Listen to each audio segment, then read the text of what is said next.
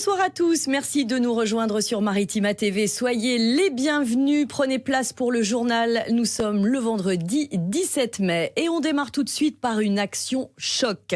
Elles et ils étaient 110 au total, habillés en combinaison identique, blanche avec un masque blanc. Les infirmiers libéraux ont défilé dans le centre-ville de Martigues pour terminer sur le course. À 20h précises, sous les applaudissements des spectateurs, comme pendant le Covid, les infirmiers se sont couchés au sol, comme pour montrer la mort lente de cette profession. Écoutez plutôt le message de Sophie Sirot, infirmière libérale à Martigues, au micro de Noreen Werfeli. On veut plus être applaudi, on s'en fout d'être applaudi. C'était pas ça notre problème, nous. C'était pas d'être applaudi. Nous, notre problème, c'est d'être reconnu. Voilà, c'est pas d'être applaudi. Ça changerait à ma vie, moi, qu'on m'applaudisse dans la rue. C'est quoi votre quotidien aujourd'hui ? Mon quotidien, c'est que j'ai plus envie d'aller travailler, quoi. C'est mon vrai quotidien. J'ai l'impression d'être malmenée, de ne pas être entendue, de ne pas être compris. Voilà. Vous avez l'impression de faire mal votre travail aussi parfois ? Parce que vous n'avez pas les moyens ? Je ne dirais pas qu'on fait mal notre travail. On fait toujours notre travail du mieux qu'on puisse, avec les moyens qu'on a. Parce qu'on trouve toujours des solutions. On a été élevés comme ça. L'école d'infirmière, ça cherche des solutions en permanence. Mais c'est pas dans le côté agréable de la profession, c'est toujours dans le côté désagréable. C'est fatigant, nerveusement, physiquement, c'est très fatigant. Je m'allonge.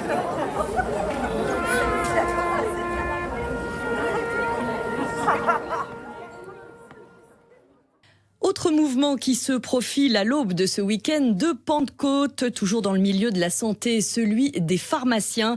Ils appellent à faire grève dès demain et jusqu'à lundi avant une grande journée de mobilisation le 30 mai. En fermant leurs officines, ils comptent réclamer des revalorisations financières et alerter l'assurance maladie et les pouvoirs publics sur les pénuries de médicaments et les risques de libéralisation de la vente en ligne. Le blocage des prisons se poursuit pour le 3e jour consécutif après la mort de 2 agents pénitentiaires mardi dans l'Eure avec l'attaque du fourgon et à son bord le détenu multirécidiviste Mohamed Amra dit Lamouche toujours en cavale. La traque continue pour les 350 enquêteurs qui, selon Beauvau, avancent très bien dans leurs investigations. L'intersyndicale et de l'administration pénitentiaire a appelé de son côté à durcir le mouvement face aux réponses du gouvernement jugées trop incertaines. Dans notre département, le centre de détention de Salon de Provence, comme d'autres, est bloqué donc depuis mercredi. Pas de parloir pour les familles de détenus. Fait divers du jour, un homme tentant de mettre le feu à une synagogue abattu par la police à Rouen. L'homme armé d'un couteau et d'une barre de fer a été neutralisé par les forces de l'ordre tôt ce matin. Il aurait menacé un policier qui a fait ensuite usage de son arme. Le suspect était visé par une obligation de quitter le territoire. Gérald Darmanin a dénoncé un acte antisémite. Le maire de Rouen, quant à lui, apporte son soutien à la communauté israélite et appelle à un rassemblement républicain. Il faut savoir que 2 enquêtes ont été ouvertes, l'une sur l'incendie et l'autre sur les circonstances de la mort de l'individu. En parallèle, à Marseille, sachez qu'une enquête a été ouverte après la découverte d'un tag antisémite sur un mur d'une synagogue dans un quartier populaire du centre-ville. Retour au calme précaire en Nouvelle-Calédonie, des militaires déployés sur place, 2700 membres des forces de l'ordre mobilisés pour tenter de mettre fin aux violences qui sévissent depuis lundi, s'ajoutent au couvre-feu et à l'état d'urgence des patrouilles de blindés dans les rues de Nouméa. Apaisement donc pour les habitants après 4 nuits mouvementées. 5 personnes, on le rappelle, sont mortes, dont 2 gendarmes. Le premier d'entre eux à avoir perdu la vie est originaire de Velot. Plus de 200 personnes ont été interpellées. Retour sur notre territoire, le distributeur de pub Mili, ex-Adrexco, basé à Aix et qui compte environ 9000 personnes à temps plein ou partiel en France, va demander son placement en redressement judiciaire. Mili, en difficulté depuis plusieurs années, avait annoncé en mars dernier un plan de réorganisation de son activité pouvant conduire à la suppression de 3500 emplois au niveau national. Le taux de chômage en France, justement, reste stable. Il s'est stabilisé à 7,5% de la population active au premier trimestre 2024 par rapport au trimestre précédent. Ce sont les derniers chiffres publiés par l'INSEE. On est encore loin des 5% que le gouvernement vise d'ici 2027. 6 000 chômeurs supplémentaires ont été comptabilisés au cours des 3 derniers mois, portant le nombre en France hors Mayotte à 2,3 millions de chômeurs. Le chômage est en augmentation chez les jeunes. Ce 17 mai était synonyme de journée internationale de lutte contre l'homophobie et la transphobie. Et le dernier rapport du ministère de l'Intérieur n'était pas rassurant. On vous en avait parlé. Les atteintes sont en augmentation. Engagée sur le sujet depuis 3 ans, la ville de Marseille a donc accéléré ses actions pour lutter contre ces actes.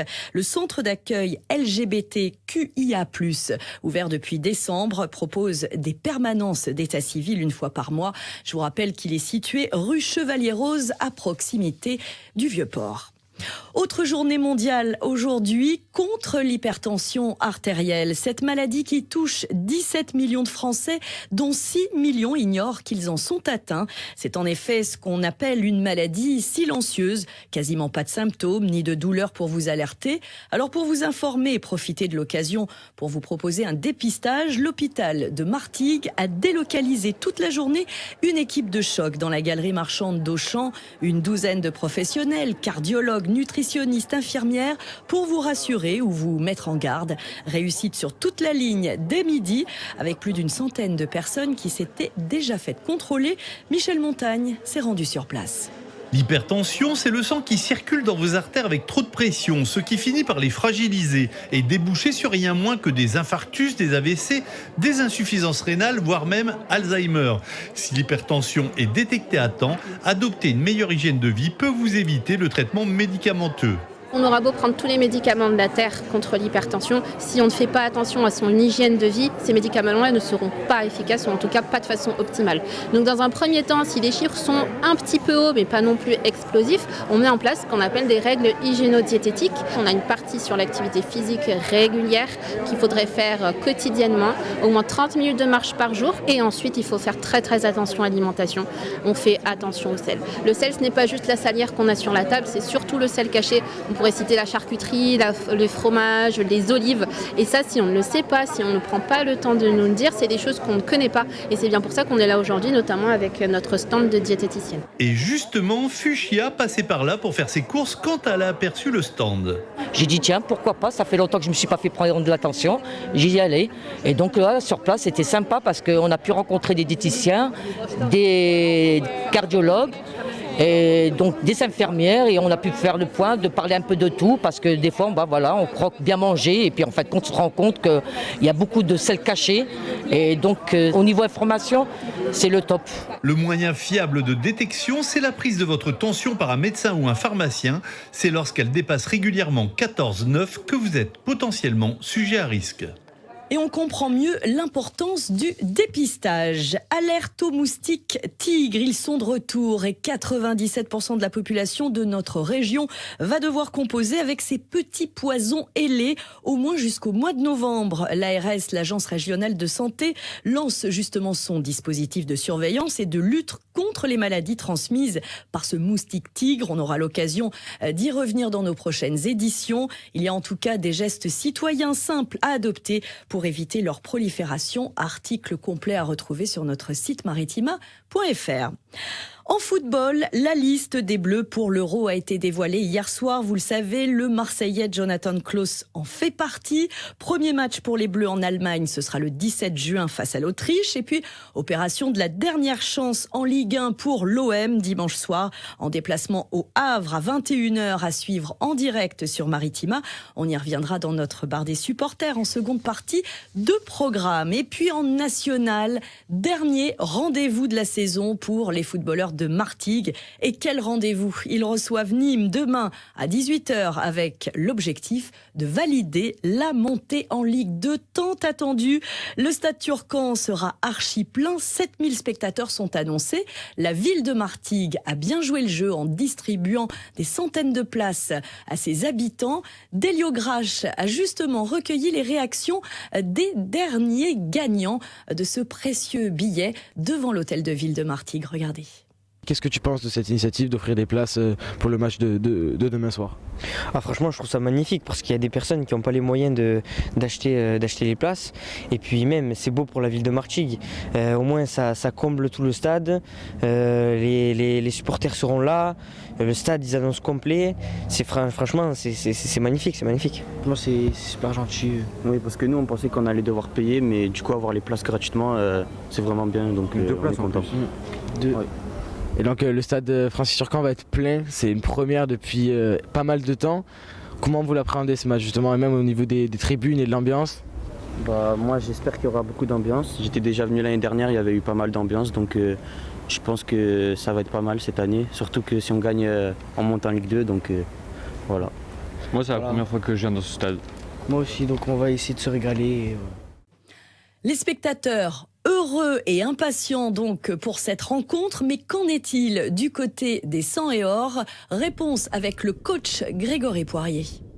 On a plusieurs leviers, bien sûr qu'il y a le levier motivationnel, mais je ne vous cache pas qu'aujourd'hui si on n'est pas motivé, c'est qu'on ne mérite pas d'être ici, donc la motivation on l'aura. Après il y a toujours des vidéos, des mots pour pouvoir monter les curseurs en termes d'engagement et de motivation. Et je pense aussi qu'il va falloir gérer les émotions parce que forcément il y a de l'émotion. Il va falloir dans le jeu qu'on soit libéré et pas trop inhibé. À nous de faire que ça soit une belle fête, c'est-à-dire d'aller chercher cette victoire. Après si on en est là et qu'on a ce stade rempli demain, c'est que quelque part on l'a mérité comme j'ai dit. Donc à nous de partager ces émotions avec notre public. Je pense que au bout des 95 minutes, il y a l'histoire du club, même si je pense qu'on a déjà commencé à la marquer.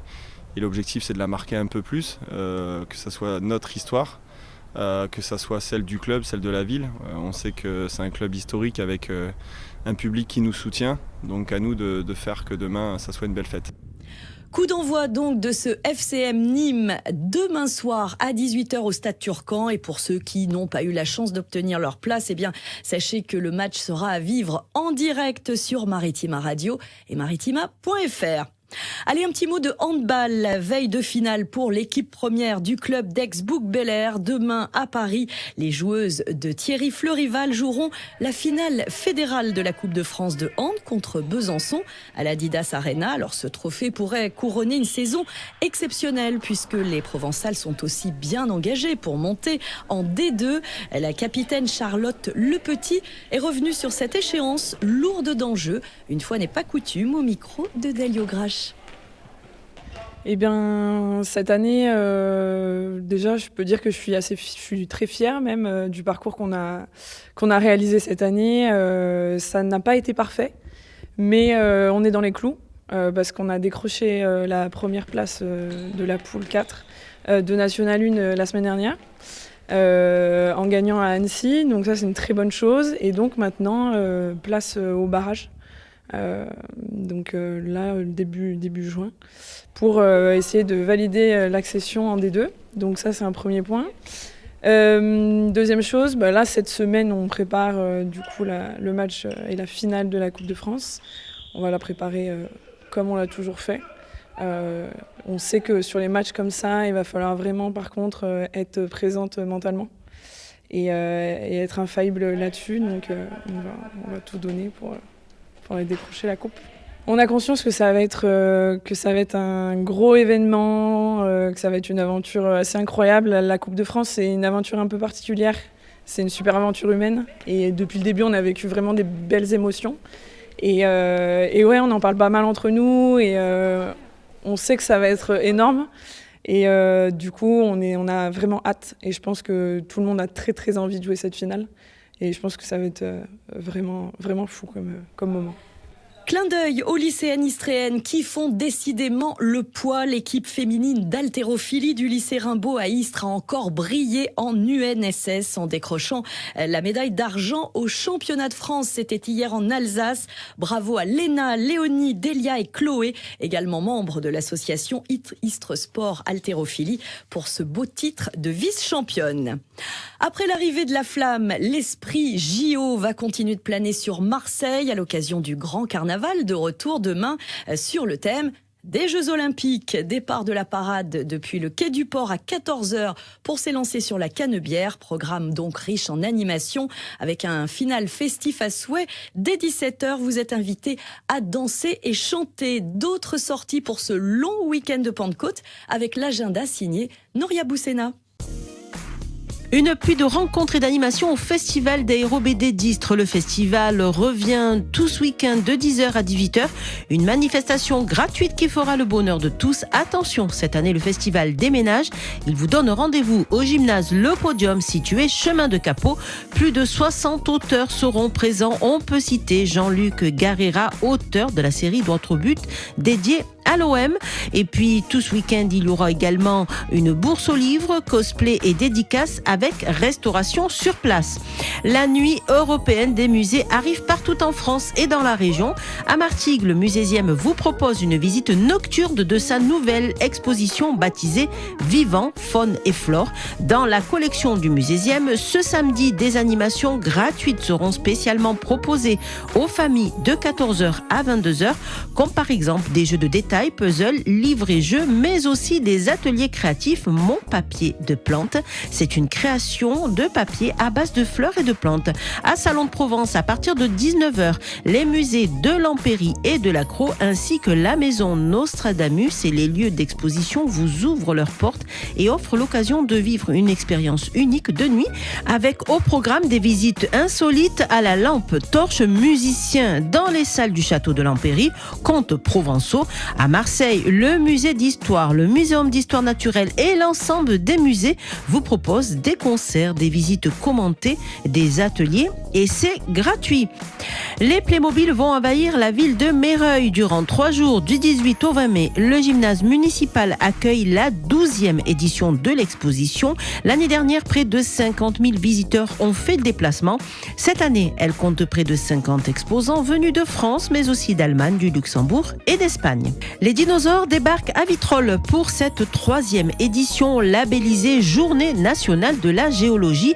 Vitrolles, terre de dinosaures, vous propose ce samedi une journée familiale et gratuite de 10h à 18h. C'est au domaine de Font-Blanche. Alors vous pourrez y retrouver une trentaine d'ateliers ludiques ou pédagogiques pour les enfants, lecture de contes, puzzles géants, structures gonflables et pour les plus grands, des conférences ainsi qu'une exposition unique de fossiles et œufs de dinosaures trouvés à Vitrolles. Une belle journée à passer en famille ou entre amis tout en s'amusant et tout apprendre sur les dinosaures de Provence et autres espèces présentes il y a 65 millions d'années. La 3e convention du disque arrive à Salon de Provence. Collectionneurs ou amateurs ont rendez-vous ce dimanche pour flâner dans les allées de l'espace Charles Trenet. Pour cette 3e édition, vous allez retrouver des milliers de vinyles, CD, DVD et produits dérivés. Tous les styles musicaux seront au rendez-vous. L'entrée est de 2 €, gratuit pour les moins de 16 ans, étudiants, demandeurs d'emploi et c'est de 10h à 18h. Et pour se surpasser, rendez-vous à Châteauneuf ce dimanche, c'est Race Day. Comprenez épreuves sportives à la fois fun avec une trentaine d'obstacles, un parcours kids dès 4 ans, c'est très sympa. Ça se passe sur le terrain du Supercross et c'est au profit d'une bonne cause, la lutte contre la maladie d'Alzheimer. Zoom pour terminer sur cette édition sur le fort Saint-Nicolas rendu aux Marseillais, vous le savez depuis plusieurs jours, 360 ans après sa création. L'édifice est enfin ouvert au public, un moment important pour les Marseillais qui peuvent désormais visiter l'intérieur des lieux tout comme les touristes. Le début d'un vaste projet expliqué par Flavio Noriga. Les Marseillais et les touristes vont pouvoir ajouter un nouveau lieu à visiter. Les jardins du fort Saint-Nicolas sont désormais ouverts à tous. La première pierre d'un chantier qui a pour objectif de rendre ce fort visitable pour tout le monde. On écoute Pâquerette Desmottes-Ménard, directrice d'association porteuse du projet. Aujourd'hui est un grand jour pour le Fort Saint-Nicolas, la citadelle de Marseille, parce que c'est le premier week-end où on ouvre les jardins au public en accès libre. Et donc c'est un aboutissement extraordinaire de plus de 20 ans de chantiers de restauration au travers des chantiers de formation et d'insertion professionnelle menés par Actavista. Et c'est la première grande étape de l'ouverture de ce site. Les travaux pour restaurer le fort dans sa totalité dureront une quinzaine d'années. Organisation de soirées, ouverture du bureau et parc public, la citadelle va devenir un vrai lieu de vie qui va ravir les Marseillais qui pour l'instant se contenteront des jardins et des concerts ou événements prévus cet été. Je trouve vraiment magnifique, il offre une vue qu'on ne connaissait pas. On connaît les vues qu'on peut avoir depuis l'autre côté du port, celle-ci est vraiment nouvelle. C'est une trop bonne idée de pouvoir se réunir ici en plein centre-ville avec tout à proximité, les pieds dans l'herbe. On reviendra pour faire les visites guidées parce que ça a l'air très chouette. Donc effectivement, déjà avec l'extérieur, on a une super vue. Il est très beau, il domine Marseille, il domine le port. De l'autre côté, on voit Notre-Dame de la Garde. On ne peut qu'apprécier, d'autant plus qu'on est marseillaise et qu'on aime notre ville. Alors on ne va pas dire le contraire. Le fort sera ouvert uniquement les week-ends en mai, mais à partir du 5 juin, vous pourrez le visiter du mercredi au dimanche de 12h à 22h. Profitez donc de ce week-end prolongé pour vous balader au Fort Saint-Nicolas. Et pour en savoir plus, un article complet vous attend sur notre site maritima.fr. Si vous prenez la route, dernier week-end prolongé avant les vacances d'été, toutes les bonnes choses ont une fin. Ce soir, c'est classé rouge partout en France dans le sens des départs, notamment chez nous sur l'A7. La circulation s'annonce très difficile sur les zones côtières et puis les axes qui relient les lieux de loisirs aux grandes agglomérations proches. C'est ce que nous confie Bison Futé. Prudence donc et patience. Chaud sur les routes, idem pour la météo. Les prévisions pour ce long week-end, c'est tout de suite. Profitez-en bien. À mardi.